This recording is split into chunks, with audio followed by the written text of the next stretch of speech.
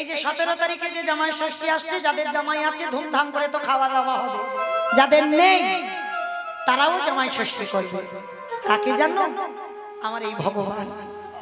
কেন আজও বৃন্দাবনের মাটিতে জামাই ষষ্ঠী হয় আজও?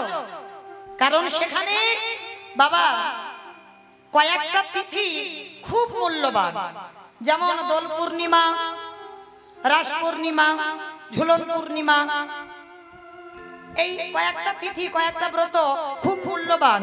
কারণ যারা গেছেন বৃন্দাবন তারা জানবেন, যারা জানেন তারা জানেন না। ঠিক এই রকম একটা মূল্যবান দিন যেটা হচ্ছে জামাই ষষ্ঠীর দিন। পরশুদিন নাকি জামাই ষষ্ঠী? বাহ! কি মাইরা তোমাদের এদিকে হয়? ঘরে ঘরে জামাই ষষ্ঠী হয়? আচ্ছা, যাদের জামাই আছে তারা তো জামাই ষষ্ঠী করবে, আর যাদের জামাই নাই তারা কি করবে? তাদের কি জামাই ষষ্ঠী হবে না? হবে হবে হবে। আমি বলে যাচ্ছি, কারণ সামনে জামাই ষষ্ঠী বলে ওই জন্য একটু বলছি, নাহলে বলতাম না। কেন বলছি জানো? মনে রেখো, আজও আছে আমার নিয়মটা, এটা কোনো গল্প কথা নয়। বৃন্দাবনে যারা 84 কোষ বৃন্দাবন পরিক্রমা করবেন, ওই 84 কোষ বৃন্দাবন পরিক্রমা করাকালীন একটা জায়গা আছে, যে ছোট্ট একটা নদী পড়ে, যে নদীটার নাম কারতীয় নদী। আর কারতীয় নদীর পাশে একটা ছোট্ট গ্রাম, যে গ্রামের নাম হলো নবগ্রাম। যেমন আপনাদের এই গ্রামটা কালীপুর, সেই গ্রামটা ছিল নবগ্রাম। আর নবগ্রামে বাঞ্ছারাম নামে এক ভক্ত ছিল। আর এই বাঞ্ছারাম কোন বাজার থেকে মূর্তি কিনে এনে প্রতিষ্ঠা করেনি। এই বাঞ্ছারাম কারতীয় নদীর জল থেকে তুলেছিল আমার এই ভগবান কৃষ্ণকে। আর ওই কৃষ্ণের নাম ছিল সেখানে বিনোদ। আর বিনোদ কারতীয় নদীর জল থেকে তুলে ওই বাঞ্ছারাম নবগ্রামে একটা মন্দির প্রতিষ্ঠা করে ওই বাঞ্ছারাম প্রতিষ্ঠা করেছিল বিনোদকে। আর ওই নবগ্রামে একটা রাজা ছিল যার নাম বনমালী রায় বাহাদুর। আর এই বনমালী রায় বাহাদুরে একটা কন্যা সন্তান ছিল যার নাম রাধা। একদিন দর্শন করে আমার বিনোদকে রাধা ভালোবেসেছিল। সেই রাধার 12 বছর বয়সে মৃত্যু হয়। আর মৃত্যুর পর ওই নবগ্রামে একটা নিম গাছ ছিল, সেই নিম গাছ কেটে নিম গাছ দিয়ে রাধার মূর্তি তৈরি করে 12 বছরের মেয়ে রক্ত মাংসে গড়া যখন মৃত্যু হয়ে গেল, মানে বনমালী রায় বাহাদুরের মেয়ে, আর সেই মেয়েটার প্রাণটা নিয়ে ওই নিম কাঠের মধ্যে প্রতিষ্ঠা করেছিল। আজও যারা যাবেন ওই নবগ্রামে দেখবেন এই ভগবান বাসি হাতে নয়, যে সাজ আপনারা দেখতে পান ওই সাজ নয়। ঠিক যেমন একটা বর সেজে আসে, সেইভাবে আমার কৃষ্ণ বিনোদ সেজে আছে। আর বিনোদ হচ্ছে পাথরের মূর্তি, আর রাধারানীটা হচ্ছে নিম কাঠ দিয়ে তৈরি। আজও আছে এই হিন্দু জাতি আমরা যারা কোনদিন যাব বৃন্দাবনে নবগ্রাম, সেইখানে গিয়ে যদি কেউ পারে তো জামাই ষষ্ঠীর দিন খুব ভালো, আর যদি নাও যান অন্য কোনো সময়ে যদি যায়, সেইখানে গিয়ে ভগবানকে ভগবান রূপে সেবা করলে হবে না, সেইখানে গিয়ে ভগবানকে জামাই রূপে সেবা করতে হবে। মানে রাধারানীকে মেয়ে ভাবতে হবে, আর আমার ভগবানকে জামাই ভাবতে হবে। এটা কোনো গল্প কথা নয় মা, সত্য ঘটনা আজও বৃন্দাবনের মাটিতে আছে। যারা যাবেন সেইখানে জামাই বিনোদ রূপে আমার ভগবান প্রতিষ্ঠিত হয়ে আছে। নিতাই গৌর প্রেমানন্দে হরি বল। তাহলে কি বললাম? যাদের জামাই আছে তারা জামাই ষষ্ঠী করবে, আর যাদের জামাই নাই তারা আমার গোবিন্দকে জামাই রূপে, যেমন জামাইকে ফলের ডালা সাজিয়ে দেবে, কত কিছু রান্না করে দেবে, ঠিক ওই ষষ্ঠীর দিন তুমি ভগবানকে জামাই রূপে সেবাও দিতে পারো। নিতাই গৌর প্রেমানন্দে হরি বল হরি বল। তাহলে আজকে কৃষ্ণ কলিযুগে গৌর হলো, কার ডাকে এসেছিল? শান্তিপুরে বুড়ো অদ্বৈত আচার্য গোসাই। কিন্তু এখানে প্রশ্ন রয়ে যায় বাবা, পৃথিবীতে এত রকমের ভক্ত ছিল, একেবারে বুড়ো মালিক ডাকে কেন এলো? আমাইরা অদ্বৈত আচার্য বলতে বুঝতে পারছো তো? যেন ভেবে বসো না তোমাদের গ্রামে কারোর নাম বললাম। পঞ্চতত্ত্ব ছবিরা দেখেছেন, শ্রীকৃষ্ণ চৈতন্য প্রভু নিত্যানন্দ শ্রী অদ্বৈত গদাধর শ্রীবাস আদি গৌর ভক্তবৃন্দ। মাঝখানে যিনি দাঁড়িয়ে আছে তিনি তো ভগবান, ও সবাই জানে।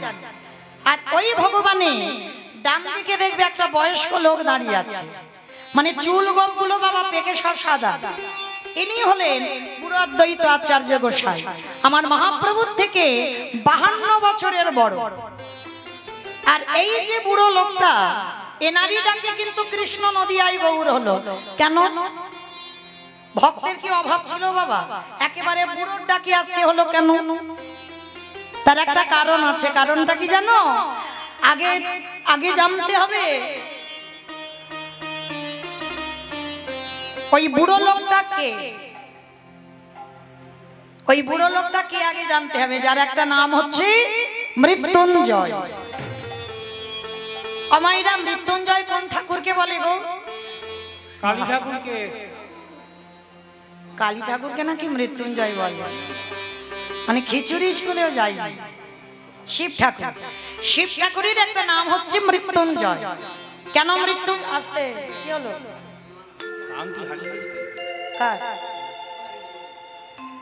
তো এই মৃত্যুঞ্জয় কেন বলা হলো না? 3 যুগ মানে সত্য ত্রেতা দ্বাপর, এই 3 যুগে আমার বাবার রূপ পরিবর্তন হয়নি, একই শিব ছিল। আর এই কলিকালীর মাটিতে ওই বাবা রূপটা পরিবর্তন করে শান্তিপুরে নাভাদেবীর গর্ভে জন্ম নিল কমলাক্ষ। তাহলে বাবা আমাদের একটু জানার বিষয় রয়ে যায় না? প্রথমেই বলেছি বাবা কীর্তন মানে অনুভব থাকা চাই। তাহলে যে বাবা সত্যতে শিব হলো, ত্রেতাতে শিব হলো, দাপরে শিব হলো, কলিতে কেন হলো না? এই কেনর কথা জানতে গেলে একটু যেতে হবে বাবা মহাভারত। একটুখানি গিয়ে আমরা খবরটা নিয়ে আসবো যে কেন বাবা কলিযুগে শিব না হয়ে অদ্বৈত আচার্য গোসাই ওই রূপটা ধরল। তো চলো মহাভারতে বাবা যুধিষ্ঠির মহারাজ করেছিল রাজস্বই যজ্ঞ। আর এই রাজস্বই যজ্ঞে ভগবান সবাইকে দায়িত্ব দিয়েছিল। কারণ যজ্ঞ যখন হয়, যে কোনো অনুষ্ঠান যদি হয়, একা একা দ্বারা হয় না বাবা। কি বাবা হয়? এই যেমন আমার দাদা ভাইরা 24 প্রহর করছেন, একা দ্বারা কি সম্ভব? অনেক ভক্তদের আগিয়ে আসতে হবে, অনেক দাদা ভাইদের বাবাদের আগিয়ে আসতে হবে, সাহায্য করতে হবে, তারপরে একটা অনুষ্ঠান হবে, তার আগে নয়। আপনারা প্রশ্ন করবেন মৌমিতা কেন ব্যক্তিগত অনুষ্ঠান তো হয়? মানে হ্যাঁ ব্যক্তিগত হয় ঠিক কথা বাবা, অর্থই একজন দেন, কিন্তু শ্রম অনেককে দিতে হবে। একা একা দ্বারা কোনোদিন অনুষ্ঠান হয় না। তাহলে আজকে ভগবান কৃষ্ণ যুধিষ্ঠির যজ্ঞে সবাইকে দায়িত্ব দিয়েছে।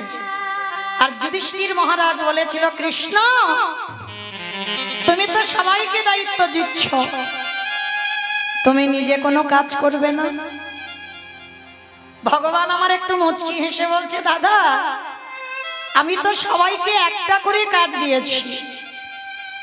আর জানো আমি তো আমার জন্য আলাদা করে 2টো দায়িত্ব ফেলে রেখেছি। সে কি? সবাই একটা করে কাজ করবে, আর কৃষ্ণ তুমি নিজে 2টো কাজ। কি কাজ করবে কৃষ্ণ? বলে জানো দাদা, আমার প্রথমেই কর্ম হবে এই যজ্ঞে যত যত ভক্তরা আসবে, আমি কৃষ্ণ দরজায় দাঁড়িয়ে নিজের হাতে করে প্রত্যেকের চরণ যুগল আগে ধৌত করে দেব। চমকে উঠেছে যুধিষ্ঠির, অসম্ভব। কে কোন জাতের মানুষ আসবে, কে নিচু জাত কে উঁচু জাত, জাতির ঠিক নেই। আরে কৃষ্ণ তুই সবার পা ধোয়াবি? বলে হ্যাঁ দাদা, সবার আগে আমার কাজ হবে প্রত্যেকের চরণ যুগল আগে আমাকে ধোয়াতে হবে। আচ্ছা মা, এই জায়গাটা খুব মন দিয়ে শুনবে, কেমন হৃদয়ঙ্গ করবে, যেন 2 মন হয়ে না যায়। ভগবান হয়ে যার একটা ইচ্ছাতে জগতে চলে, যে মনে করলে বাবা পৃথিবীটাকে একটা সেকেন্ডে ধ্বংস করে দিতে পারে, সেই ভগবান আজকের ভক্তদের পা ধোয়ার কাজ কেন নিল? এটাই তো শিক্ষা। নিজে আচরি ধর্ম জীবের শিখায়, নিজে না করলে ধর্ম জীবকে শেখানো না যায়। যুগ ধর্ম প্রবর্তক নাম সংকীর্তন, চারি ভাব ভক্তি দিয়া না চাইল ভগবান। আপনি ভক্ত ভাব করি অঙ্গীকার, আপনি না করলে ধর্ম জীবের শিখানো না যায়। আপনি আচরি ধর্ম জীবের শিখায়, এই তো সিদ্ধান্ত গীতা ভাগবতে গায়। এই মতো কলিকালে প্রথম সন্ধ্যায় অবতীর্ণ হলেন কৃষ্ণ আপনি নদিয়ায়। তাহলে কি বুঝলাম বাবা এই শ্লোকে? নিজে আচরি ধর্ম জীবের শেখায়, নিজে না করলে ধর্ম জীবকে শেখানো না যায়। এই কথাগুলো বাবা আমরা মোটামুটি সব কীর্তনিয়ারা বলি যে নিজে আচরি ধর্ম জীবের শিখায়, নিজে না করলে ধর্ম জীবকে শেখানো না যায়। আচ্ছা ভালো করে বিচার করে দেখেন মা, যারা শিক্ষার জায়গায় দাঁড়ায় তাদের আচরণ যদি ঠিক না হয়, তারা অপরকে শিক্ষা দেবে কি করে? যারা শিক্ষা দেবে তারা নিজেরাই যদি কৃষ্ণ নামে না কাঁদে,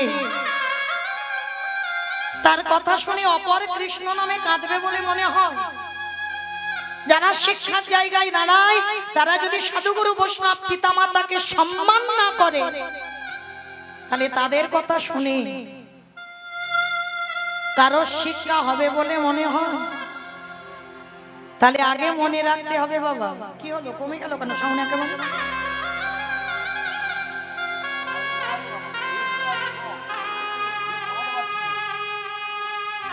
তাহলে মনে রাখতে হবে বাবা, আগে নিজেদের আচরণ ঠিক করতে হবে। তাই তো ভগবান রাজস্বী যজ্ঞে আজকের পা ধোয়ার দায়িত্বটা নিয়েছে। কেন নিয়েছে জানো? সমাজকে শেখাবার জন্য, সমাজকে বোঝাবার জন্য। ওরে কলির জি, তোদের দুয়ারে যদি সাধুগুরু বৈষ্ণব আসে, সবার আগে চেষ্টা করিস নিজের হাতে তাদের দুটো চরণ যুগল ধৌত করে দিতে। কি মাইরা, এগুলো আগেকার দিনে নিয়ম ছিল। আমার ঠাকুমাদের দেখতাম বাড়িতে যদি গুরুজনেরা আসতো সবার আগে মা পা ধোয়াতো। কিন্তু এখন আমাদের মতো মেয়েরা যত টিভি সিরিয়াল দেখে আর তাদের মতো আচরণ। তবু আমি অধম কীর্তনিয়া মা চরণ ধরে বলে যাব, বাড়িতে যদি কোনোদিন বছর অন্তর সাধুগুরু বৈষ্ণব পান, সবার আগে চেষ্টা করবেন নিজের হাতে তাদের চরণ যুগল একটু ধৌত করে দিতে। বছরান্তর যদি গুরুদেব আসে, সবার আগে গুরুদেবের চরণ যুগল ধৌত করে দেবেন। আর অনেকে প্রশ্ন করবেন, মৌমিতা আমি তো গুরুদেব তো আমার দেহ রেখেছেন, গুরুদেব আর বেঁচে নেই, সাধুগুরু বৈষ্ণব বছরান্তর পাই না, তাহলে আমরা কি করব? বলে তাদের জন্য ব্যবস্থা করে রেখেছে। কি করেছে জানো? যে যার ঘরের বাবা মা তো আছে, যে যার ঘরের শ্বশুর শাশুড়ি তো আছে, যদি থাকে, যাদের আছে তাদের কথা বলছে। আর যারা হারিয়ে ফেলেছ, মৃত্যুর আগের দিন পর্যন্ত কাঁদলেও তার ফিরে পাবে না। তবু আমি চরণ ধরে একটা কথা বলে যাব মা, যাদের আছে একটু যত্ন করে ওই মূল্যবান দুটো জিনিস যত্ন করে রেখো। কেন জানো? এটা আমার কথা নয়, ভগবান কৃষ্ণ সুদামাকে বলেছিল, সুদামা এই জগতে সব থেকে বড় গুরু হলো যে যার ঘরের বাবা মা। যেতে হবে না বৃন্দাবন, দক্ষিণ ভারত, পশ্চিম ভারত, নবদ্বীপ, কুম্ভ মেলা, কোথাও যেতে হবে না, যদি তুমি জীবিত ভগবানকে পূজা করতে পারো। মনে রাখতে হবে বাবা, বছর অন্তর দুর্গা পুজো, কালী পুজো, লক্ষ্মী পুজো, সরস্বতী পুজো, মনসা পুজো, 24 প্রহর সব হচ্ছে। কই একজন ভক্ত বলতে পারবেন বছর অন্তর একবার জীবিত ভগবানকে পূজা করেন? তাহলে মাটির মূর্তি পূজা হয়, পাথরের মূর্তি পূজা হয়, পিতলের মূর্তি পূজা হয়, তাহলে জীবিত মূর্তিকে একবার পূজা করো। ভগবান বলছে যদি কোনো ভক্ত জীবিত ভগবানকে পূজা দেয় তাকে আর আমার কাছে আসতে লাগে না, আমি সারা জীবন সেই ভক্তির দরজায় বন্দী হয়ে যাই। নিতাই গৌর প্রেমানন্দে হরি বল। হরি বল, হরি বল। বেশি কিছু নয় মা, বছরে একবার একটু বাবা মা বা শ্বশুর শাশুড়িকে সিংহাসনে বসিয়ে বা চেয়ারে বসিয়ে বছরে একবার দুটো চরণ ধৌত করে একটু গলায় মালা দিয়ে চরণে দুটো পুষ্প নিবেদন করে যত্ন করে একবার একটু বছরে খাইয়ে দিল। ভগবান বলছে সারা জীবন আমি তার হয়ে যাই। অনেক অনেক ভক্তরা বাবা প্রশ্ন করে আমাকে যে মৌমিতা, ছোট ছোট বাচ্চাদের আমরা কৃষ্ণ ভক্ত করব কি করে? বড় হ্যাকাতে কৃষ্ণ পূজা করতে চায় না, তুলসীতে জল দিতে চায় না, কি করব? একটা কথা বলে যাই মা, ভালো করে কান খুলে শুনে নাও। তাদের কৃষ্ণ সেবা করতে হবে না। 1 থেকে 5 বছর পর্যন্ত তুমি সন্তানকে ভালোবাসবে, তুমি সন্তানকে আদর করবে, স্নেহ করবে, যত্ন করবে, তাকে খাওয়াবে, ঘুম পাড়াবে, সব কিছু করবে। কিন্তু 5 বছরের পর থেকে ওদেরকে শেখাবে একটা জিনিস, আগে পিতামাতাকে সেবা করো। মা হয়ে বলবে আগে বাবা আমার একটু চরণ দুটো সেবা করতো। বাবা যদি কোথা থেকে আসে সন্তানকে বলো যে যা আগে বাবার কাছে গিয়ে বাবার একটু পদ সেবা কর। এই শিক্ষাগুলো বাবা দেবে না, দেয় মা। আর এই শিক্ষাগুলো যদি ঠিক ঠিকই দেওয়া যায় তাহলে বাবা সে সন্তানকে কৃষ্ণ ভজন করতে লাগে না। কৃষ্ণ দয়াময় বললেন আমি সোজা ছুটে যাই সেই ভক্তের দুয়ারে। নিতাই গৌর প্রেমানন্দে হরি বল। তাই তো ভগবান কৃষ্ণ রাজস্বী যজ্ঞে সমাজকে শেখাবার জন্য আজকের পা ধোয়ার দায়িত্বটা নিয়েছে। ভগবান একেবারে দরজায় দাঁড়িয়ে আছে বাবা, যারা যারা আসবে প্রত্যেকের পা ধৌত করে তারপরে ভিতরে প্রবেশ করাবে। এমন সময় লক্ষ্য করে দেখেন বাবা, শুধু পা ধোয়ানো তো নয়, আরো একটা কাজ করেছিল। যারা যারা প্রসাদ পেয়েছিল কৃষ্ণ দয়াময় এঁঠো পাতাগুলো নর্দমায় ফেলেছিল। নর্দমায় ফেলেনি, শুধু এঁঠোগুলো নিয়ে কৃষ্ণ আমার গায়েও মেখেছিল। যুধিষ্ঠির মহারাজ প্রশ্ন করেছিল, কৃষ্ণ ভক্তদের পা ধোয়াচ্ছিস ঠিক আছে, তুই এঁঠোগুলো গায়ে মাখছিস কেন? ভগবান মৃদু হেসে বললেন, দাদা গো, এই যে হলো আমার করুণ এই জগৎ সংসার মাঝে সবাই তো পাপ করে। আরে শোনো শোনো দাদা, আমি হলাম মহা পাপী। এ জগতে সবার বিচার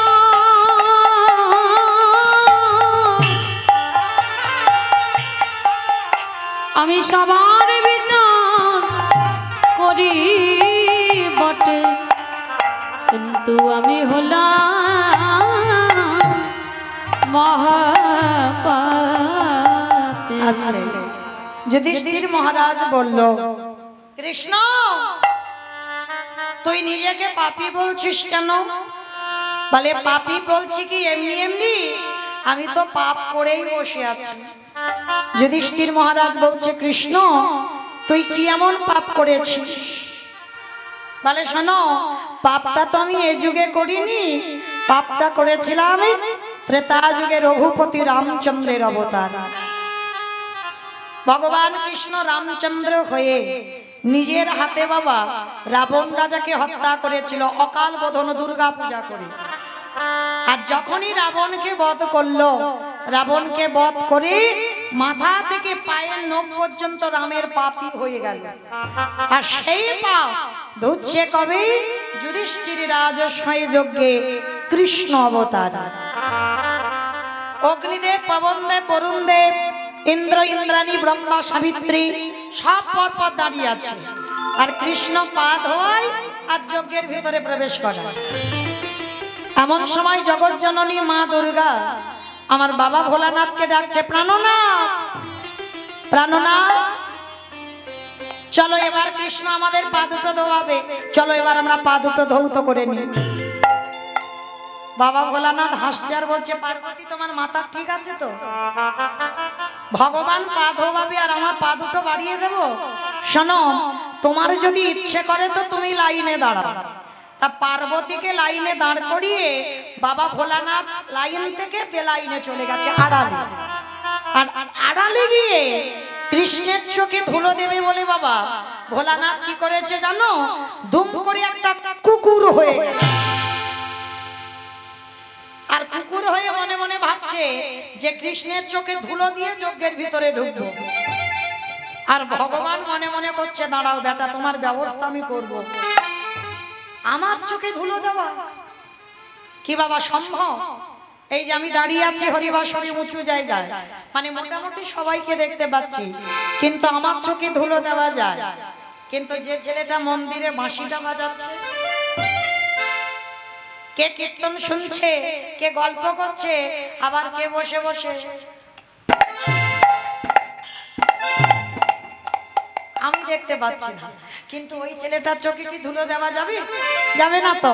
তা বাবা ভোলানাথ আড়ালে কুকুর হয়েছে, কৃষ্ণ হেড হয়ে পা ধোয়াচ্ছে পিছন ঘুরে। আর ভগবানের চোখ তো চারদিকে ঘুরে ঘুরে বেড়াচ্ছে, দেখি বেটা কি করে। আর যেই না নিচু হয়েছে, ভোলানাথ কুকুর রূপটা ধারণ করে সবে পায়ের ভিতর থেকে, ওই পায়ের মাঝখানটা ফাঁকা মতো দেখেছি, ওই পায়ের মাঝখান দিয়ে ভোলানাথ কুকুর রূপ ধরে সবে মাথাটাকে, আর যেই না মাথাটা দেওয়া আমার কৃষ্ণ দয়াময় দুটো হাঁটু নিয়ে কুকুরের কানের কাছে, এইবার দেখ কেমন লাগলো।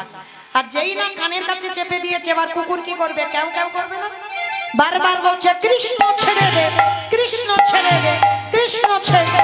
বলে ছাড়বো বলে ধরি নাই। হে বৈষ্ণব গোসাই, হে বৈষ্ণব গোসাই,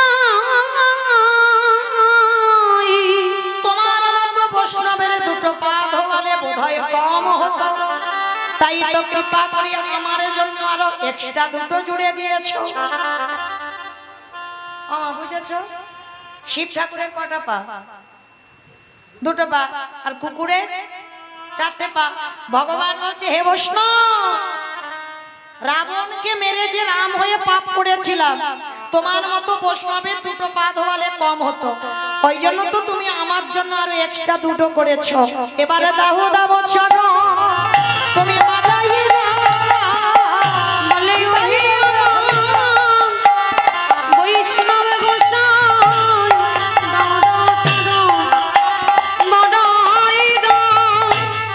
যেই না বলেছে তোমার চরণ দুখানা দাও, এইবার ভোলানাথ তো দেবে না। আর ভগবান কি করেছে? মোটা দড়ি নিয়ে কুকুরটাকে আস্তে পিষ্টে বেঁধেছে। আর বাঁধলে কি হবে বাবা? শুধু চারটে পা ছটফট করছে। ভগবান বলে এবার পায়ের ব্যবস্থা করতে হবে। মোটা দড়ি নিয়ে কুকুরের চারটে পা বেঁধে দিয়েছে। আর যেই না কুকুরের পা বেঁধে দিল বাবা, আর কি কুকুর কিছু করতে পারে? শুধু ধোলায় গড়াগড়ি যায় আর কৃষ্ণ কৃষ্ণ বলে কাঁদে। কৃষ্ণ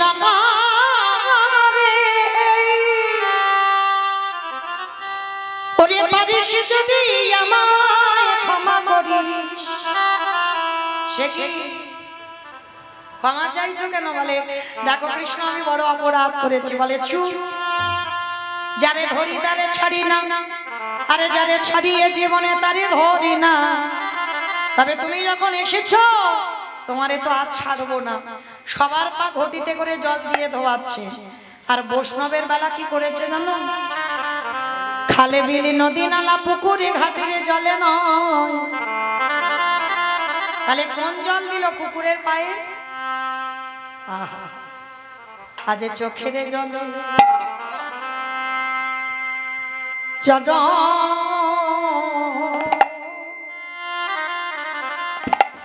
চরণ ধোবা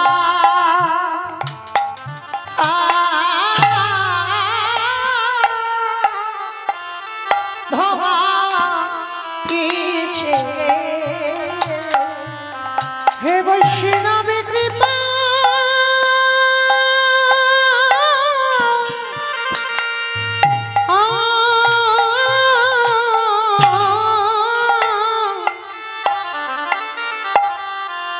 হে বৈষ্ণবী কৃপা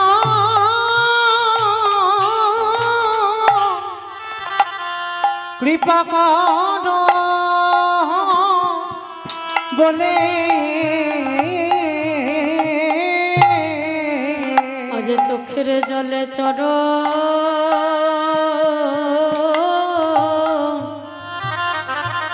চরণ ধোয়া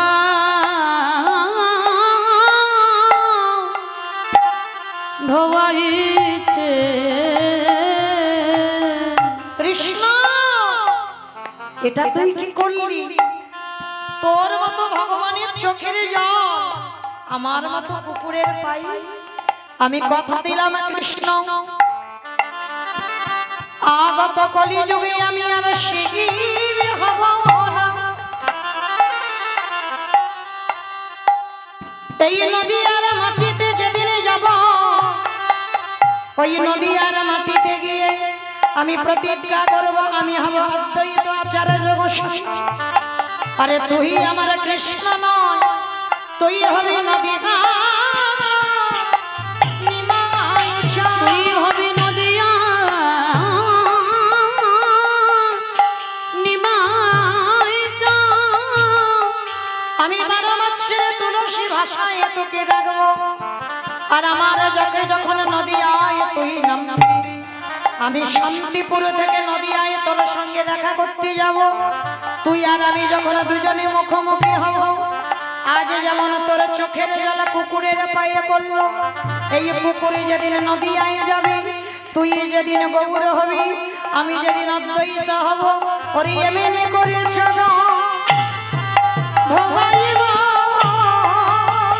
বলে যেদিন নদী আতি নিমাই হবে এমনি করে চরণ ধোয়াইব। আজকে লক্ষ্য করে দেখেন সেই ভগবান প্রতিজ্ঞা করলো, কথা দিলাম ভোলানাথ কলিযুগে আমি নিমাই হব, আর তুমি শিব নও, তুমি হবে অদ্বৈত আচার্য গোসাই। আর যেদিন অদ্বৈত আচার্য হয়ে যাবে, সেদিন আমি আমার ভাই নিতাইকে সঙ্গে নিয়ে আমি নবদ্বীপের মাটিতে মাটিতে হরি নাম বিতরণ করব। কলিযুগে যাগযজ্ঞ নয়, ব্রত পূজা নয়, ধ্যান তপস্যা নয়। চৈতন্য মহাপ্রভু বললেন, কেউ যদি ব্রত পূজা না করে তাতে অসুবিধা হবে না, কেউ যদি যাগযজ্ঞ অনুষ্ঠান না করে তাতে অসুবিধা হবে না, কেউ যদি ধ্যান তপস্যা না করে তাতেও অসুবিধা হবে না।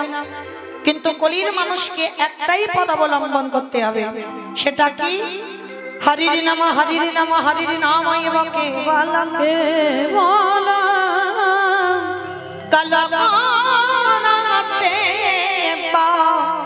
নাস্তে নাস্তে গতির গতির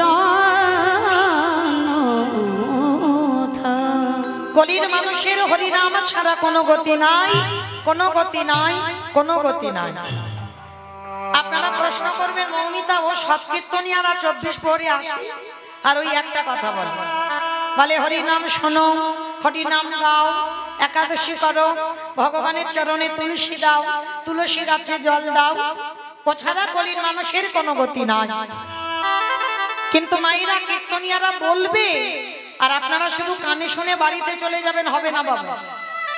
কীর্তন শুনতে যখন বসেছেন সবার আগে বলবে একটু হৃদয়ঙ্গ করতে হবে। আর হৃদয়ঙ্গ যদি করতে না পেরেছে, তাহলে কীর্তন গাওয়া বলো আর কীর্তন শোনা বলো, দুটোই বিফল হয়ে যাবে। আগেই বলেনি বাবা, এই কীর্তন বিষয়টা ঠিক নারকেলের মতো। আমাইরা নারকেল চেনো তো?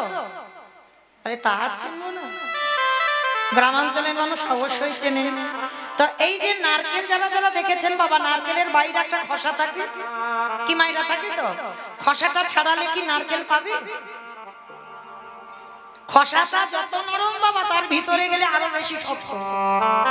তাহলে নারকেলের বাইরেটা যতটা খোসা নরম, তার ভিতরে যাবে আরো বেশি শক্ত।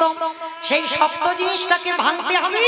যদি নারকেলের শ্বাসটাকে টেনে ছাড়াতে পারো, তারপরে যদি তুমি আস্বাদন করতে পারো, তাহলেই বুঝবে নারকেলের স্বাদটা কেমন।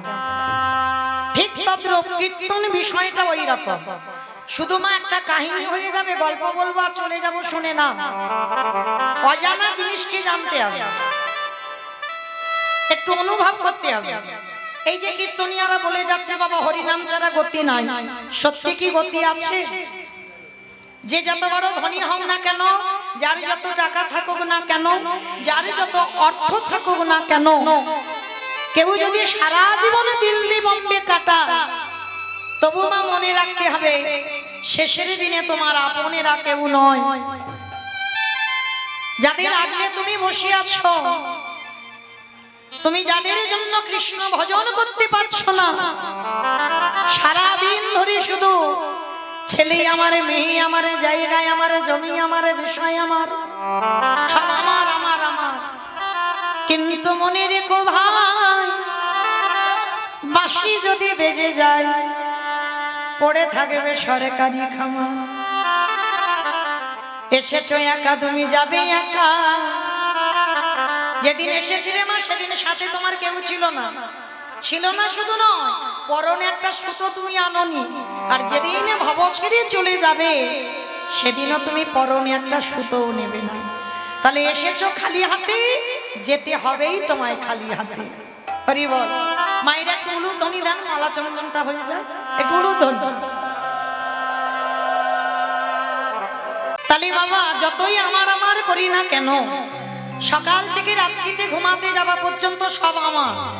কিন্তু যেদিন বাঁশি বাজবে, সব ফেলে রেখে তোমাকে একা যেতে হবে। তবে একা যাবে না মা, সাথে তোমার যাবে একটা ধন, কি জানো? তোমার কর্মফল।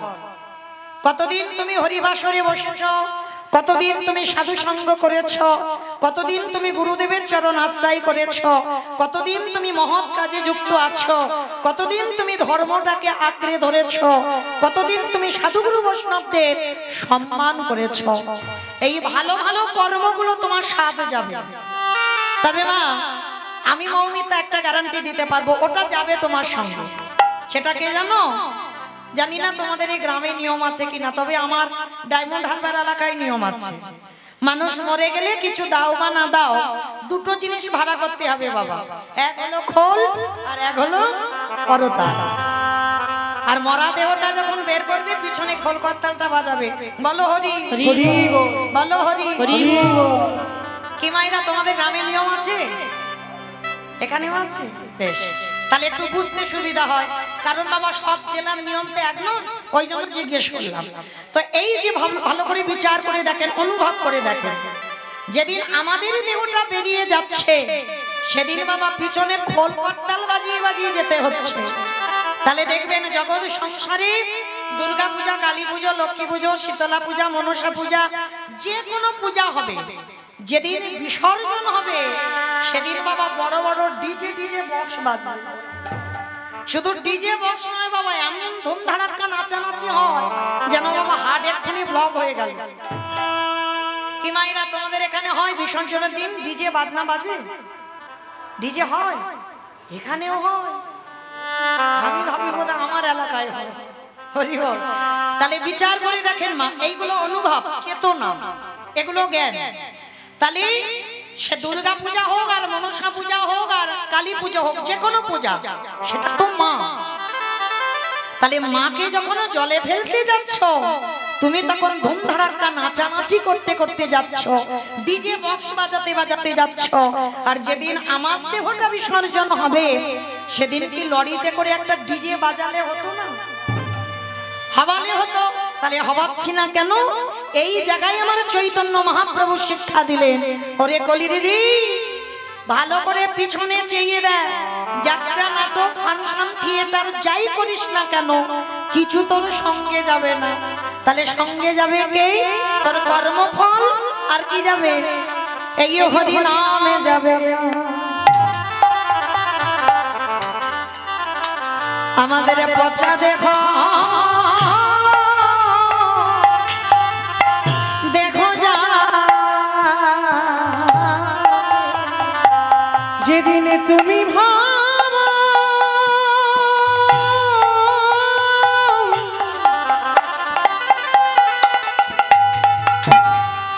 যেদিন তুমি ভাবো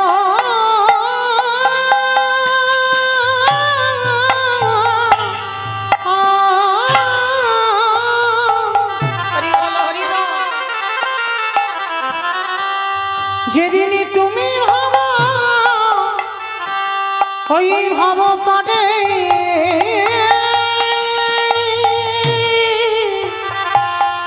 পড়ে যাবে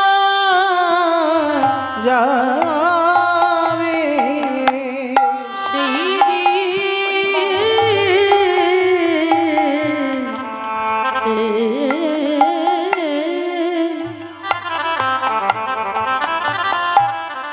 সেই দিনে নামে যাবে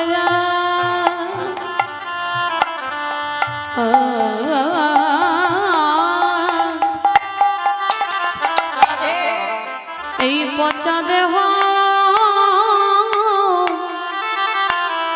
ও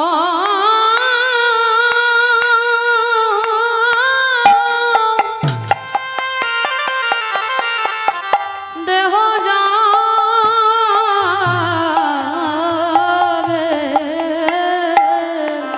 ও ভাই সেদিন তোমার আপন বলতে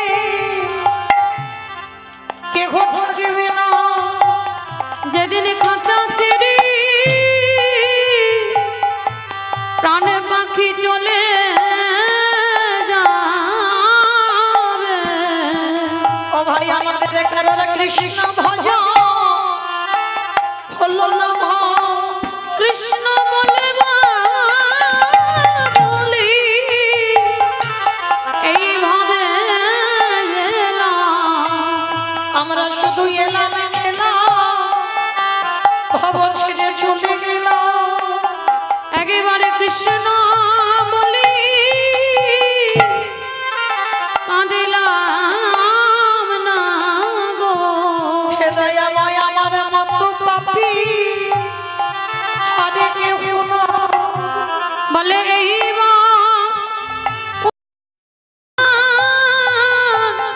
করো মোরে দয়াল পার ঘাটতে আমি দাঁড়াই রইলাম। একেবারে পানে করো হে দয়াল হরি। দয়াল তুমি বিনে আমার কেহ নাই। তুমি তো পতিতে পাবন নাম ধরেছ। বলি তুমি ছাড়া মরে গতি নাই। বলে আমি একা রইলাম পরে। তুমি আমার কেশে ধরে টেনে নিও। আমি মায়াবাদী আছি পরে। দয়াল চরণ ছাড়া করো না দয়া। শুধু এ জন্মে নয় জন্মে জন্মে তোমার ওই চরণে আমি সব সব দিলাম। আমার দেহ মন প্রাণ জীবন যৌবন যেন তুমি চরণ ছাড়া করো না দয়া। শুধু এ জন্মে নয় জন্মে জন্মে তোমার ওই চরণে আমি সবে পেলাম। আমাইরা যতই বলো না কেন সব আমার আমার আমার। প্রত্যেকের ভালোবাসায় চাওয়া পাওয়া রয়েছে, কিন্তু আমার ভগবানের মতো নিঃস্বার্থভাবে ভালোবাসতে তোমার জগতে কেউ পারবে না। প্রত্যেকের ভালোবাসায় বাবা স্বার্থ লুকানো আছে, কিন্তু আমার ভগবানের ভালোবাসায় স্বার্থ লুকানো নেই। কেন? ভালো করে বিচার করে দেখবেন মা। অনেক অনেক ভক্তরা আমরা বলি কেন ভালো তো একজন বাসে, সে হলো আমার মা। আমার মায়ের থেকে ভালো কেউ কোনোদিন বাঁচতে পারবে না, বলে না ভাই। ওটা তোমার মা ভালোবাসে না। ভালো করে আমার কথা জানবার পর একটু বিবেক দিয়ে বিবেচনা করে দেখবেন, ওটা মা ভালোবাসে না। এখানে আমরা যারা মা হয়েছি তারা ভালো বুঝবো, যারা মা হয়নি তারা জানে না, কারণ আমিও একজন মা। তাহলে এখানে আমরা যারা মা তারা বুঝবো, সন্তান মাতৃ জঠরে 5 মাস বয়স হয়, তখন মাতৃস্তনে দুগ্ধ আসে, এটা আমরা মা জাতি সবাই জানি। তাহলে বলেন বাবা বিচার করে, এই যে সন্তান গর্ভে 5 মাস মাতৃস্তনে দুগ্ধ এলো, সেটা কি মা নিজে নিজে তৈরি করলো? কে গো? মা যদি নিজে করতে পারত, গর্ভে সন্তান আসবার আগে একটা মাকে বলে দেখো পারে কিনা? পারবে না। তাহলে সন্তান আসবার পর মাতৃস্তনে দুগ্ধ এলো, তাহলে ওটা কি মা নিজে তৈরি করলো, না বাবা দিল, না আত্মীয় পরিজন গ্রাম প্রতিবেশীরা দিল? কেউ দিল না। তাহলে একদিনের একটা বাচ্চা জন্মগ্রহণ করে সে যে কি খাবে তার ভাবনা না তার মা ভেবেছে, না তার বাবা ভেবেছে, না ভেবেছে গ্রাম প্রতিবেশী আত্মীয় পরিজন। ভেবেছিল কে? না বিশ্বের স্রষ্টা মালিক ভগবান। একদিনের একটা বাচ্চা যে দুগ্ধটা খাবে, কতটুকু লবণ, কতটুকু মিষ্টি, কতটুকু টক, কতটুকু ঝাল, কতটুকু মোটা, কতটুকু পাতলা হলে, কতটুকু ঠান্ডা, কতটুকু গরম দিলে একটা একদিনের বাচ্চা খাবে, তার ভাবনা জগতে মা ভাবে না, ভেবেছিল বিশ্বের স্রষ্টা মালিক ভগবান। নিতাই গৌর প্রেমানন্দে। তাহলে মনে রাখতে হবে বাবা, পৃথিবীতে সবার ঋণ শোধ হয়, কিন্তু এ জীবনে একজন ভক্ত পারবে না আমার ভগবানের ঋণ শোধ করে দিতে। আর তার মতো আপনজন, তার মতো আপন বন্ধু আর পৃথিবীতে কেউ হয় না। ওর কোনো চাহিদা নেই বাবা, তবে চাহিদা নেই বলা ভুল, একটা চাহিদা আছে। কি চাহিদা জানো মা? ভগবান কোনোদিন ভক্তকে বলে না আমার শ্বেত পাথরের মন্দির গড়ে দে, কোনোদিন বলে না আমায় রজনীগন্ধার মালা দিয়ে সাজা, কোনোদিন বলে না আমাকে দামি দামি ফল মিষ্টি দিয়ে খেতে দে। তবে একটা বস্তু চাই, সেটা কি জানো? ওরে কলির জ্ঞানন্ধজি সারাদিনে চলে যায়, ওই দিনের মধ্যে একবার আমার চরণে বসে, যদি আগে জন ভক্ত নয়নে জলে কৃষ্ণ তোমার হলাম বলে, হে দয়াল তুমি বিনে আমার গতি নাই। যদি একজন ভক্ত নয়ন জলে বুক ভাষায় কাঁদিতে পারে, আমার ভগবান কি করে জানো? পৃথিবীর যেখানে থাকুক না কেন, সেই ভক্তের হৃদয়ে ঘরে আমার দয়াল প্রবেশ করে। যে জন হা কৃষ্ণ বলি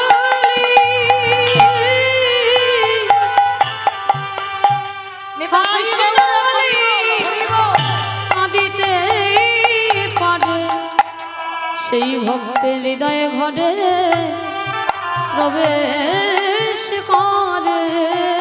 তবে মায়েরা একটা কথা বলে যায়, সংসারী মা তো, সংসারী জীবনে নেমেছি আমরা, ভগবান বলছে সংসার কর, কিন্তু মনে রাখতে হবে শিশুকালে কৃষ্ণ ভজে কৃষ্ণ পাবার আসে, কৃষ্ণ পাবার আসি, যৌবনেতে কৃষ্ণ ভজে আসে মা না আসে, আসে বা না আসে,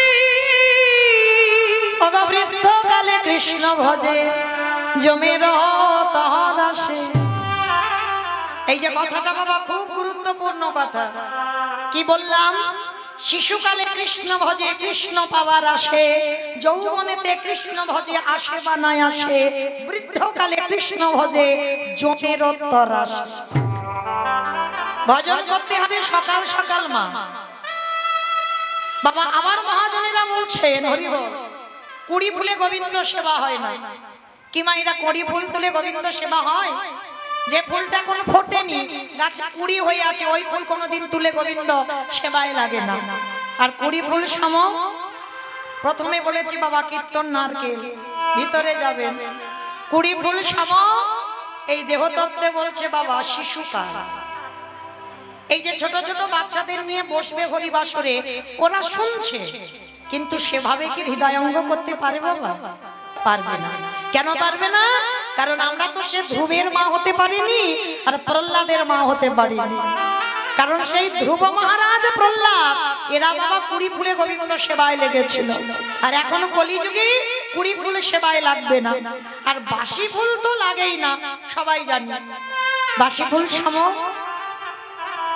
এই দেহতত্ত্বে বলছে বার্ধক্যকাল, দন্ত পড়ে যাবে, কেশ পেকে যাবে, চামড়া গুলো আলগা হবে।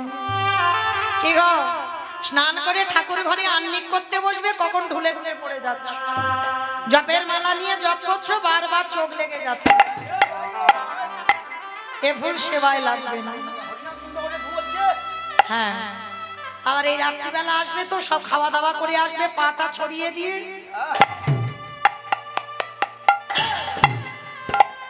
এ ফুল সেবায় লাগবে না। তাহলে সেবা দিতে গেলে কোন ফুল দরকার? সত্য পুষ্পটিত ফুল সম যৌবনকাল। যৌবনকাল কোন কালকে বুঝালো?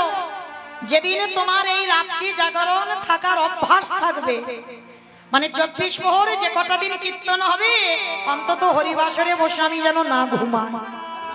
হ্যাঁ, এই যে শরীর আমার সতেজ থাকবে। কি বাবা, অলস কখন হবে? বয়স যখন হয়ে যাবে তখন তো অলস, কিন্তু জেগে থাকার শক্তি কখন থাকবে না? যখন বাবা আমার সর্ব অঙ্গ মানে 10টা ইন্দ্রিয় সতেজ। হাতে দুটো গোবিন্দ সেবায় কাজে লাগবে, দুটো চরণ গোবিন্দের তীর্থে যাবে, এই করুণা ভালো করে কৃষ্ণ নাম শুনবে, এই চোখ ভগবানকে দর্শন করবে, এই জিহ্বা কৃষ্ণ নামে উচ্চারণ করবে। যেদিন আমাদের দেহের প্রত্যেকটা অঙ্গ সতেজ থাকবে, গোবিন্দ আমার বললেন ওই সময়কালটাকে বলছে যৌবনকাল। রাধারানী বলেছিল, সজনী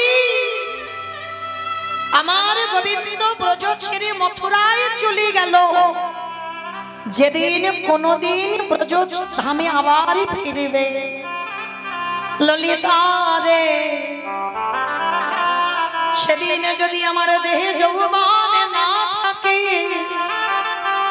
বলে বলে ও ললিতা আমি কি দিয়ে গোবিন্দে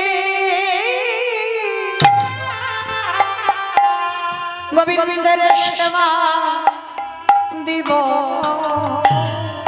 আমার যৌবন যদি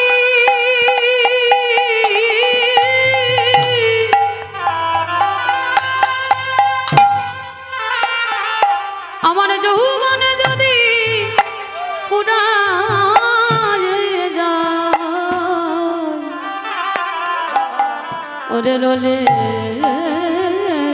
তরে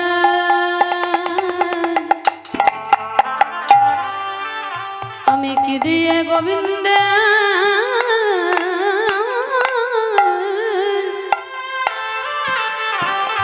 সেবা করি? তাহলে মায়েরা কি বুঝলেন? সকাল সকাল একটু ভজনে নেমে পড়েন, যৌবন কাল দিয়ে গোবিন্দ সেবা দেন। কারণ জগতে সব অনিত্য। আজকে তোমার যে বস্তু আছে কালকে অন্য কারোর হবে, তোমার চিরজীবন নয়। তাহলে যেটা চিরস্থায়ী বাবা সেটাকে ধরতে হবে। সেটা কি না? গৌর গোবিন্দ চরণ। এই চরণটাকে তোমায় ধরতে হবে। তো চলেন আজকে আমরা সেই গুরুচরণ আশ্রয় করে আমরা সবাই এই 24 প্রহরের ব্রতী হয়েছি। আজকে সবাই যখন পদধূলা দিয়েছেন, আপনাদের পদধূলা শিরোধার্য করি আজকে যাব কিছুক্ষণের জন্য বাবা শ্রীধাম নদিয়া নবদ্বীপ ধাম। অমাইরা সবাই নদিয়ায় যাবে তো? সবাই যাবে? তা সবাই যদি চলে যায় কীর্তন হবে কাকে নিয়ে? বাবা মাথা নেড়ে বললো সবাই যাবে, তাহলে কীর্তন হবে কাকে নিয়ে? এই যারা যারা ইউটিউব করছে এদের কটা নিয়ে? না, কেউ যাব না। সবার দেহগুলো থাকবে আপনাদের এই গ্রামে। কেন জানো? এই রাত্রি কটা বাজে? 11টা। আর এই 11টার সময় যদি তুমি এক্ষুনি নবদ্বীপ যেতে চাও, তোমার ছেলে বৌমার অর্ডার লাগবে, তোমার স্বামীর অনুমতি লাগবে। যদি ওখান থেকে অনুমতি দেয় তো তবে যাবে, কিন্তু একজনকে কোনো অনুমতি নিতে হয় না। কোনো কৈফিয়তও দিতে হয় না। বলো তো বাবাকে মন, মন, এই মন হচ্ছে স্বাধীন, এই দেহগুলো হচ্ছে বাবা সংসারে রাখতে হবে। তবে মা সংসার যারা যারা করছে একটু খেয়াল করো, সংসার করার কায়দাটা জানো? বাবা একটু কথা বলি, সবাই আমরা কি বলি? সংসার করছি, সংসার করছি। বাবা সত্যি কি সংসার করছো? সং সেজেছো, সারের কিছু বোঝো? তাহলে সার কখন হবে? শুনে নাও সার কাকে বলে। আমাইরা ঢেকি ঢেকি দেখেছো? আস্তে ঢেকি দেখেছো? এখনকার দিনে আর তো ঢেকি নেই, ওই যে মিক্সচার মেশিন হয়েছে না, ওই ঘরে ঘরে যদি পিঠে মনে করো রোজ রোজ পিঠে করে খাওয়া যায়। কিন্তু আগেকার দিনে নিয়ম ছিল, সেই পৌষ সংক্রান্তির সময় সেই মা কি কত ঢেকিতে চাল কোটাতে যেত, আজও মনে পড়ে। তো এখন আর তো ঢেকি ঢেকি দেখা যায় না বাবা, সব মেশিন হয়েছে। তো যারা ঢেকি দেখেছো তারা ভালো করে বলো, এই ঢেকিতে দুইজন পাত দেয় কি মা? দেয় তো? একটু কথা বলো, মাথা টাথা নাড়ো, কারণ আমি কথা না বলে থাকতে পারি না, এইটা আমার একটু বদ অভ্যাস আছে। আচ্ছা মা, যারা যারা ঢেকি দেখেছো দুইজন পাত দেয়, পাত দেয় তো? আর এই যে পাত দিচ্ছে, আর একজন দেখবে ঢেকির গড়ের কাছে বসেছে, আর গড়ের কাছে বসে চাল হোক, ধান হোক, গম হোক, যে কোনো বস্তু একবার করে হাত দিয়ে দিয়ে ঘুরিয়ে দিতে হয়, মানে না হলে কি হবে? একসঙ্গে এঁটে যাবে। তো এই দুইজন পাত দিচ্ছে, আর কি করছে? এক সংসারী মা একবার করে ঢেকিতে গিয়ে চালটাকে ঘুরি ঘুরি দিচ্ছে। এমন সময় ছেলে এসে বলছে, আমা স্কুলে যাব, আমার জামা কাপড়টা কই? বলে খোকা আলনাতে রেখে দিয়েছি, আজকের একটু পরে চলে যা, আমি তোকে নতুন করে আর কিছু দিতে পারবো না। এই যে বলে যাচ্ছে বাবা, হঠাৎ আবার স্বামী এসেছে। কি গো গিন্নি, তুমি তো চাল কুটাতে ব্যস্ত, আমি যে অফিসে যাব, রান্না বান্না করেছো তো নাকি? বলে স্বামী রান্না করেছি, কিন্তু আজকের বেড়ে দিতে পারবো না, তুমি একটু নিজে নিয়ে খেয়ে চলে যাও, আজ আমার বড্ড চাপ আছে কাজে। এতগুলো কথা বলছে, বলো তোমার মনটা কোথায় আছে? মন ফোনের দিকে আছে। মন নাই ফোনের দিকে। বাবা মন কোথায় আছে? বাহ, ঢেকি গড়ের দিকে। মন কিন্তু একবারও ছেলের দিকে যায়নি, মন কিন্তু স্বামীর দিকে যায়নি। আর যদি চলে যেত বাবা, ঢেকিটা হাতে পড়তো, আর হাতে বললে নিতাই গৌর প্রেমানন্দ। হরি বল, হরি বল। এখানে কি বুঝলাম মা? সংসারে জীবনে যারা নেমেছো, সার তখন হবে ওই ঢেকির গড় সমান গোবিন্দ চরণ। এই দেহটা ছেলে পুলে মানুষ করো, এই দেহটা স্বামী সেবার কাজে লাগিয়ে দাও, কিন্তু খবরদার মন যেন ছেলের দিকে না যায়, মন যেন স্বামীর দিকে না যায়, মনটা থাকবে আমার গৌর গোবিন্দ চরণ। ওই ঢেকির গড় সমান গোবিন্দ চরণ, আর এই গোবিন্দ চরণের মনে রেখে দেহটা স্বামী সেবাই দিয়ে যে সংসার করতে পারবে, তারই অচিরে কৃষ্ণ প্রাপ্তি হবে। ওই মনে গোবিন্দ সেবা করলি অচিরে কৃষ্ণ প্রাপ্তি হবে। আস্তে, তাহলে মা কি বুঝলাম? মন স্বাধীন। তাহলে চলো দেহগুলো থাক স্বামীর কাছে, ছেলেপুলের কাছে, আর মনগুলো নিয়ে যাব সুরধ্বনি গঙ্গার তীরে। সত্যতে নারায়ণ, ত্রেতাতে রাম, দ্বাপরে কৃষ্ণ, কলিতে হলো গৌরাঙ্গ।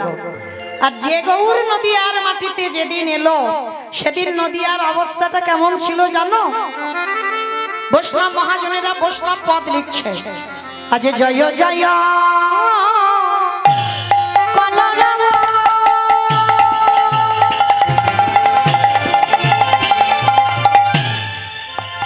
নদিয়া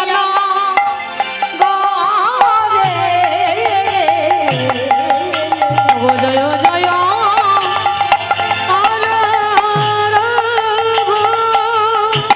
আস্তে। মাইরা কলরব মানে কি? বসে বসে ঘুমানো। কলরব মানে ঘুমানো। কি মা? গন্ডগোল। বেশ, গন্ডগোল হইচই, সেটাকে বৈষ্ণব মহাজনীরা বলছেন কলরব।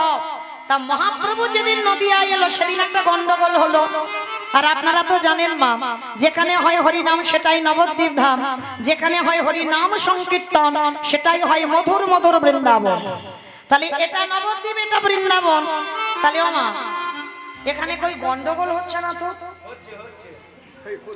হচ্ছে কই হচ্ছে? আমা এই গন্ডগোলটা সে গন্ডগোল নয়। এই যে সংসারের জন্য যে গন্ডগোল, এই 24 প্রহরে ওই গন্ডগোলটা যেন না হয়। তাহলে গন্ডগোলটা কিরকম হবে? শঙ্খধ্বনি, উলুধ্বনি, আর যাদের যাদের হাত আছে, আর যারা খাওয়া দাওয়া করে বাড়িতে হাত দুটো রেখে এসেছো তাদের বলবো না, যাদের হাতগুলো হরিবাসরে এসেছে। কি মাইরা সবার হাত আছে তো? যাদের যাদের আছে কই একবার দেখাও। নিতাই গৌর প্রেমানন্দে হরি বল, হরি বল, হরি বল। বাহ! কিন্তু মা মাঝে মাঝে ধসে ধসে যাচ্ছে কেন? আমার নাম মৌমিতা ঘোষ, আমার পদে পদে দোষ। আমি হাত তুলিয়ে তবে যাব। হাত যদি না উঠেছে আমি হরিবাসর থেকে নামবই না। হরি বল মনে থাকে যেন, কেমন? আচ্ছা মাইরা কই একটু উলুধ্বনি দাও দেখি। আজ জয় জয়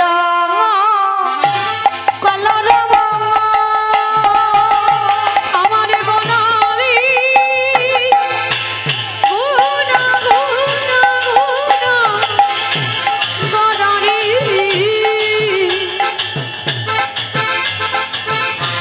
গোনা গোনা গোনা গোনারি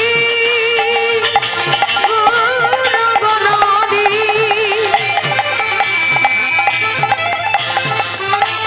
ওই নদিয়ার চাঁদ গোনা আমার আমার জানি নিতাই গৌর হরি। আজি জয় জয় কলো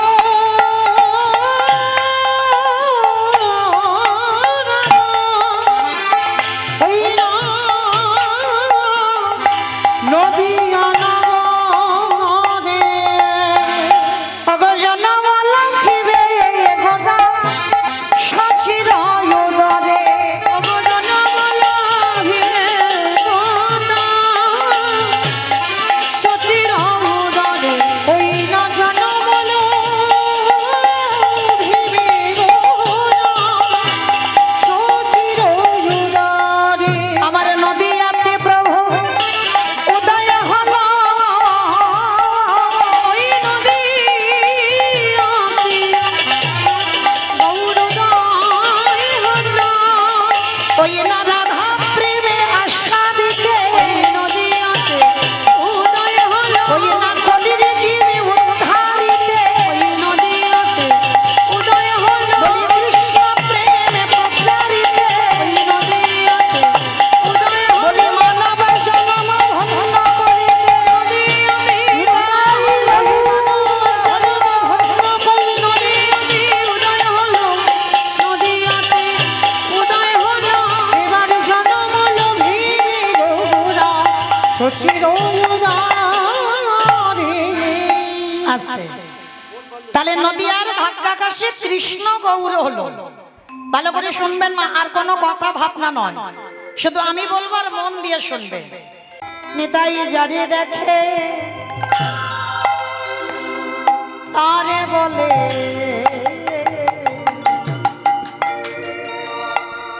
দন্তে তৃণ ধরি।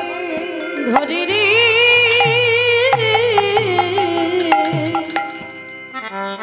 নিতাই যারে দেখে তারে বলে আসলে বাবা, তৃণ মানে কি? মানে খড়। তৃণ মানে খড়। আমার তৃণ মানে বাবা ঘাস।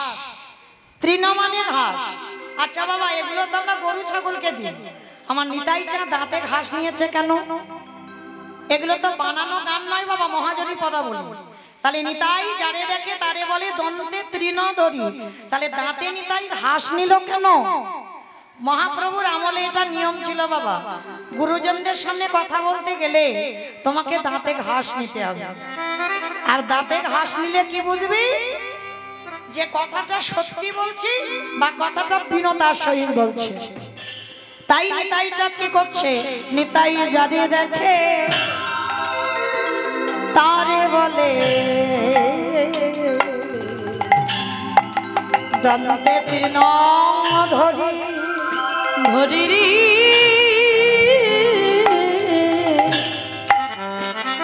নিতাই যারে দেখে তারে বলে অগদন্তে তৃণ ধরি তারি নিতাই চাঁদ নবদ্বীপের গলিতে গলিতে অগজারি দেখে তারে পদ ধরে বলে তোদের ঘরে আমি বাসনে মেজে দেব, তোদের ঘরে আমি পাটনা বেঁধে দেব, তোদের ঘরে আমি কাপড় কেচে দেব, আমি রান্না করে দেব। নিতাই চাঁদ বলছে আমি নয়, তোরা যা বলবি আমি তাই করব, কিন্তু বিনিময়ে তোরা আমারে তোরা আমারি অগ কিনে গেলা কিনে গেল অগ একেবারে বল গো হরি হরি রে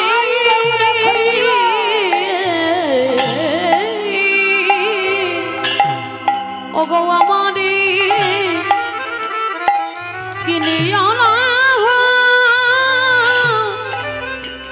বল গৌর হরি হরি রে।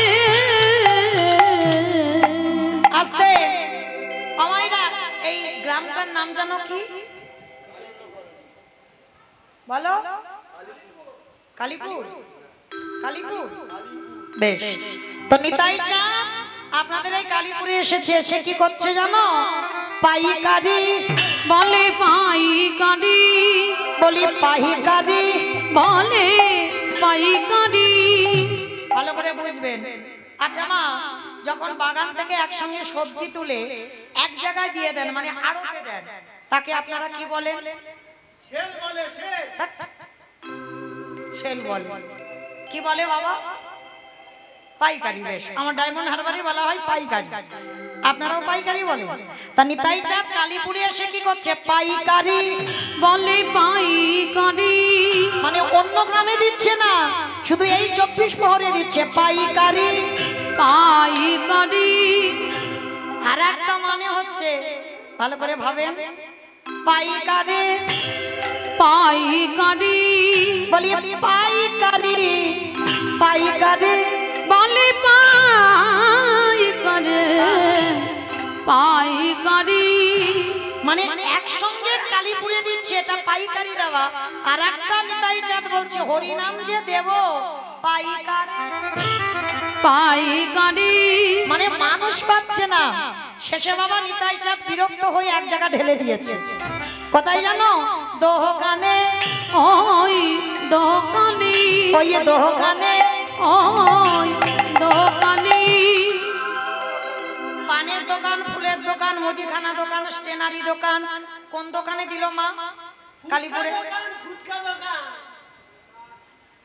ওষুধ দোকান আমার ফুচকা দোকান নয়, ওষুধ দোকান নয়, মুদিখানা দোকান নয়, কিচ্ছু নয়। তাহলে কোন দোকান? দোকানে। এই দোকানি যারা দোকানে খুলে বসে আছে হরি নাম দিল দোকানি যারা দোকান খুলে বসে হরি আছে, নাম দিল দোকানি এত বলি নিতাই চাঁদ ভূমি গড়ি যায় যাইরি এত বলি নেতাই ওগো ঘুমে গড়ে যায় যায় রে বলি সোনার ওই সোনার বলি সোনার ওই সোনার পর্বত যেন অবধুলাতে লুটায় রে তোরা কে কিনবি তোরা কে কিনবে আয় ওগো তোরা কে কিনবি তোরা কে কিনবে আয় বলি গোলকের অমূল্য ধন কে কিনবে আয় বলি গোলকের অমূল্য ধন তোরা কে কিনবে আয় দারে দারে বিলাইছে দাঁড়ে দাঁড়ে বিলাইছে দারে দারে দারে বিলাইছে দাঁড়ে দাঁড়ে বিলাইছে বলি রাধা রানীর প্রেম ধন দাঁড়ে বিলাইছে রাধা রানীর প্রেম ধন ওই না দাঁড়ে দাঁড়ে বিলাইছে গোলকেরই ধন দাঁড়ে বিলাইছে গো গোলকের প্রেম ধন দাঁড়ে দাঁড়ে বিলাইছে ওই গো গোলকের প্রেম ধন দাঁড়ে দাঁড়ে বিলাইছে গো দাঁড়ে দাঁড়ে বিলাইছে আহা সোনার পান পর্বত যেন দেখো ধুলাতে লুটায় লুটাই ধুলাতে লুটাই হানয় অবতারে যার রতি না জন্মিল রতি না জন্মিল ভগদাশীল চনে বলে সেই পাপি এলো আর ওগো এলো গেল দাসলোচন বলে সে পাপি এলো না গেল রে লোচন বলে সেই পাপি এলো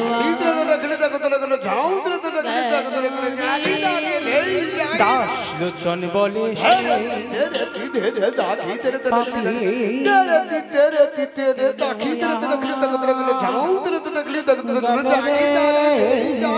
লোচন বলে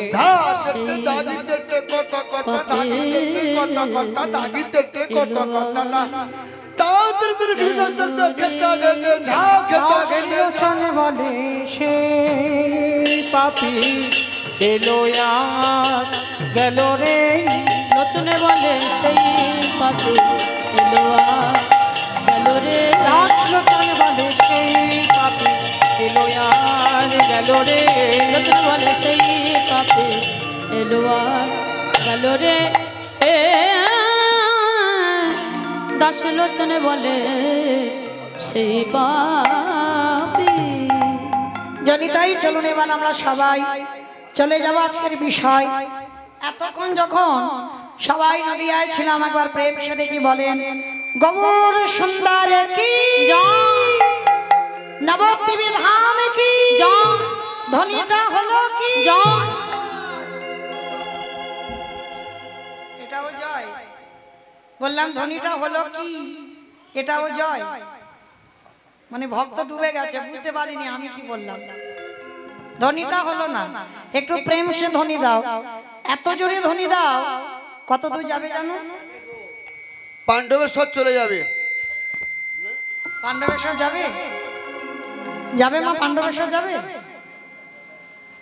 বেশ মাথা যখন নেড়েছে তাহলে হবে বিশ্বাসটা রাখতে হবে যাবে এ জন্মে না যাক এরপরের জন্মে না যাক তারপরের জন্মে না যাক কিন্তু যাবে কোনো না কোনো দিন এই বিশ্বাস এটা রাখতে হবে তো চলো যাদের যাদের বিশ্বাস আছে যে আমার ধ্বনি তার চরণে যাবে সবাই দেখি একবার হাত দুটো তোলো তো দেখি আমার নিতাই চাঁদ গৌর চাঁদের মতো সবাই আমার দাদা ভাই বাবা ঠাকুর ভাইরা যারা আছেন সবাই এই দিক থেকে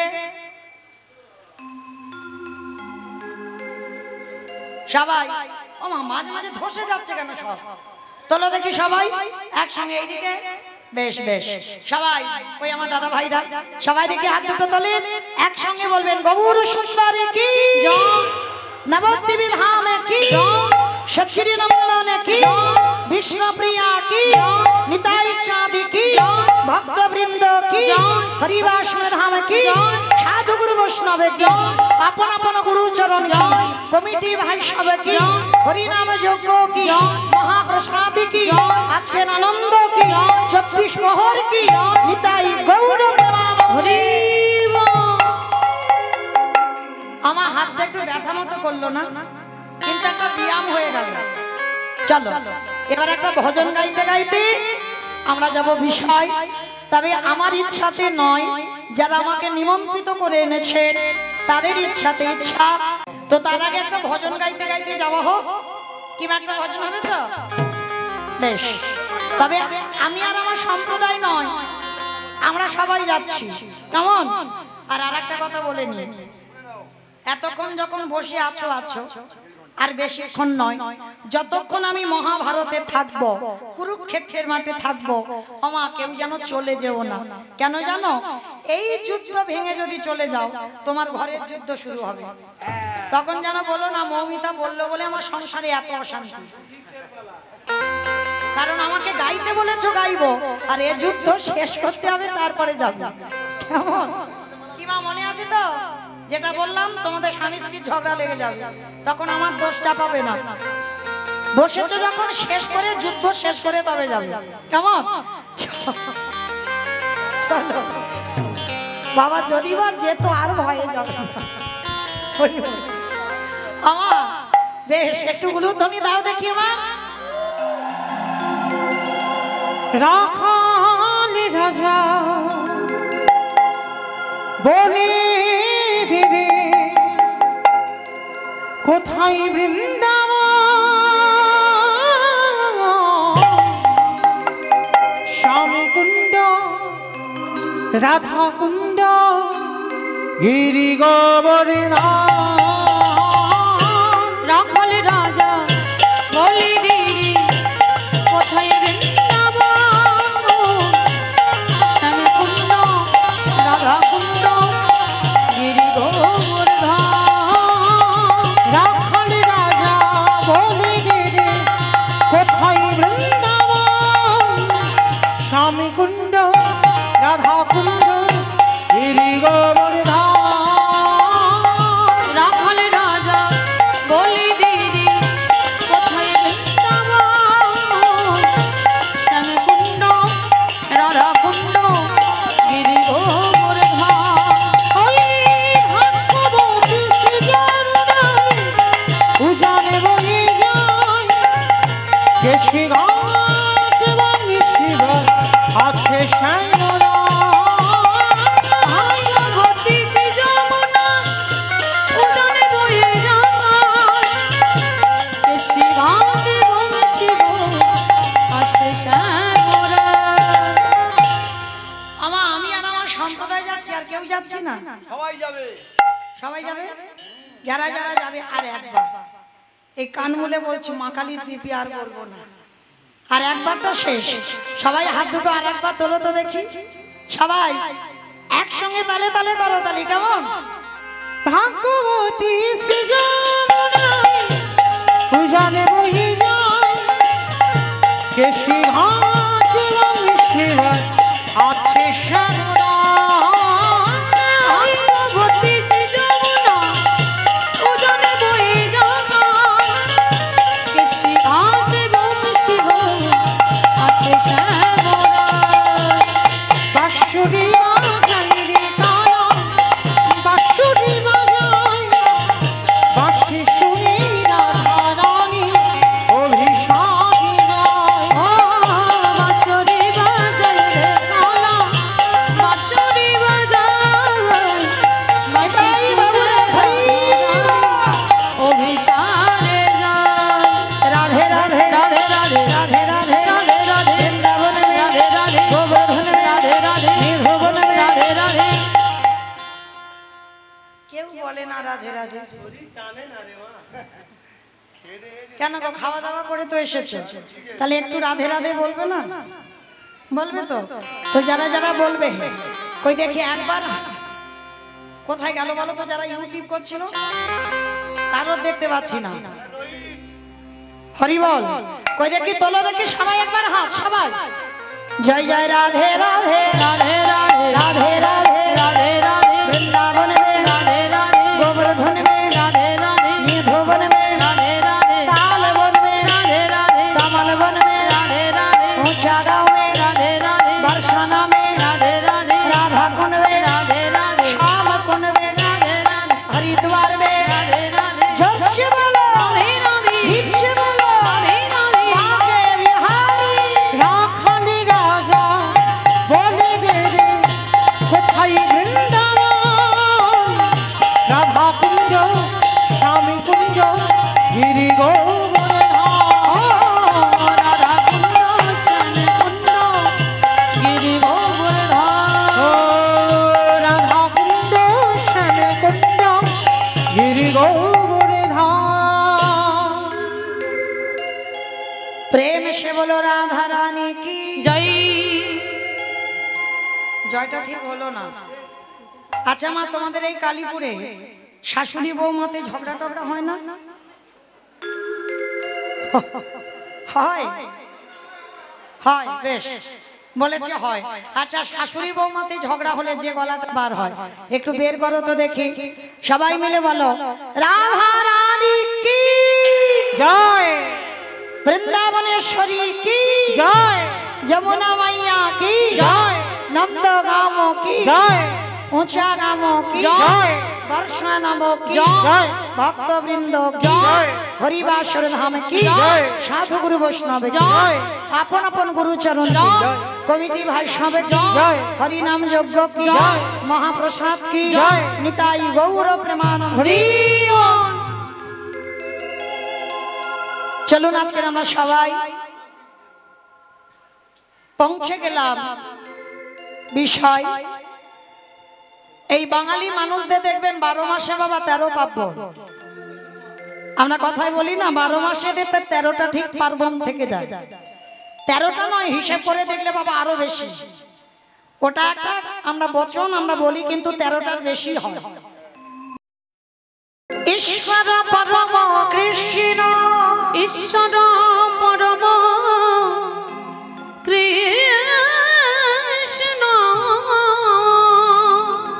সচ্চিদানন্দ বিগ্রহ সচ্চিদানন্দ বিগ্রহ অনাদির আদি গোবিন্দ যিনি সারিব কারণে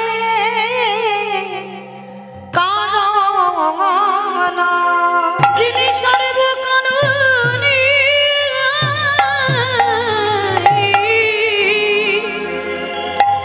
কারণ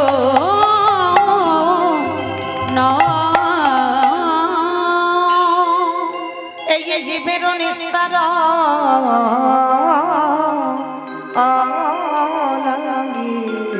নিস্তার রাগে নন্দ সুত হরি আমার নন্দ সুত হরি এই ভুবনে প্রকাশ হইল এই ভুবনে প্রকাশ হলো আমাদের গুরুর ধরি আমাদের গুরু রূপ ধরি আমাদের গুরু রূপ ধরি আমাদের গুরু রূপ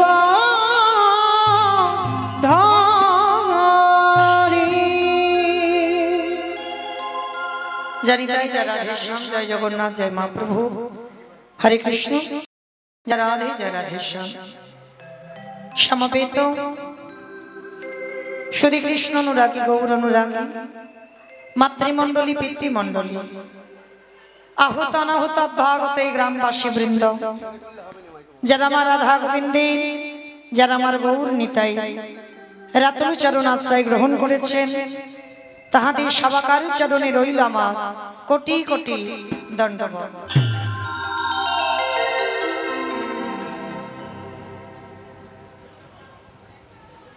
তারপরে জানাই এখানে যত সাধুগুরু ব্রাহ্মণ বৈষ্ণব আছেন তাহাদের পাদ পদ্মে রইল আমার ভক্তিপূর্ণ দণ্ডবাদ প্রণাম। তারপরে জানাই বাবা আমি আমার পিতামাতার চরণে, আমার শিক্ষাগুরু দীক্ষাগুরুর চরণে অনন্ত কোটি কোটি দণ্ডবাদ প্রণাম। তারপরে যাদের কথা না বললে বাবা সব থেকে বড় ভুল হবে, সব থেকে বড় অপরাধ হবে, যে দাদা ভাই, যে বাবা ঠাকুর, যে ভাইদের ঐক্লান্তিক প্রচেষ্টায় আজকের এই 24 প্রহর হরিনাম সংকীর্তনের আয়োজন, যাদের উদ্যোগে কীর্তন, আমার মতো অধম কীর্তনিয়া মৌমিতা ঘোষ, আমি আমার সাম্প্রদায়িক তরফ থেকে সর্বাগ্যে তাদের চরণে জানালাম কোটি কোটি দণ্ডবাদ প্রণাম। প্রণাম জানালাম একটাই কারণে মা, এটা কারোর মত নয়, আমি আমার ব্যক্তিগত মতের কথা বলছি বাবা। কীর্তনের প্রারম্ভে যদি প্রণাম দিতে হয় আগে তাদেরকে দিতে হবে যারা প্রত্যেকটা বাড়িতে বাড়িতে ভিক্ষা করে একটা বছর ধরে কঠোর পরিশ্রম করে যারা 24 প্রহরের আয়োজনটা করে।